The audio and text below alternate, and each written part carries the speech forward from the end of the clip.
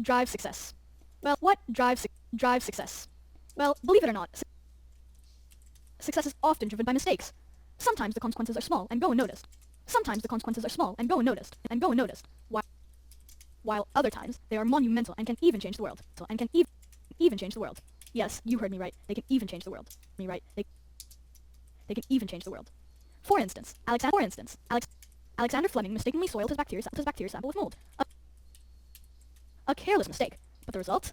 Penicillin, which has saved millions of lives. Then there's John Hyatt's famous spill of collodion that dried to form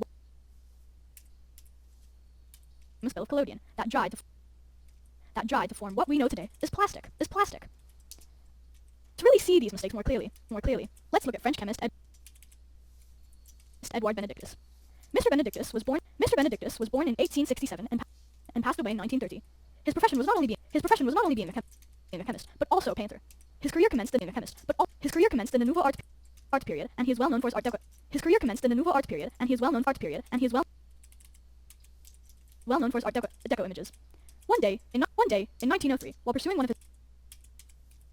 his many projects, an accident occurred involving a glass flask being knocked onto the floor of his laboratory.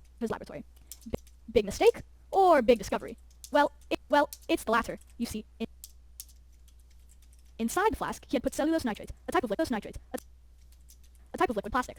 This solution had evaporated into an invisible film. So, when the flask fell, the glass shattered. But the pieces hung together in the shape of the flask due to the evaporated film. Why is this glass shatterproof, you may ask?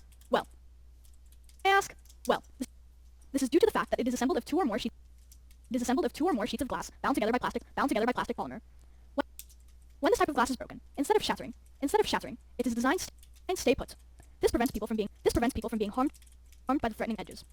Many of us in this room, including myself, probably didn't even know that the windshields of all our cars are constructed of safety glass, keeping us safe while driving. Today, we refer to Benedictus' mistake as safety glass, otherwise referred to as shatterproof glass. This revolutionary discovery had a huge impact on the world. For instance, in World War I, it was used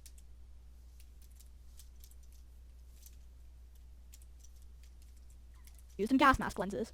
Today, safety glass is used in all kinds of windows, glass tables, as well as glass doors. You'll also find in refrigerator trays, bulletproof glass, and diving masks, to name just a few of its uses. Countless lives have been saved by safety glass, such as the unfortunate Chelsea bombings in 2016 in Manhattan, where the lower windows of buildings were fitted with safety glass. This prevented glass from blasting out of the windows into the people on the streets. So Benedictus' clumsy mistake paid off not only for him, but for the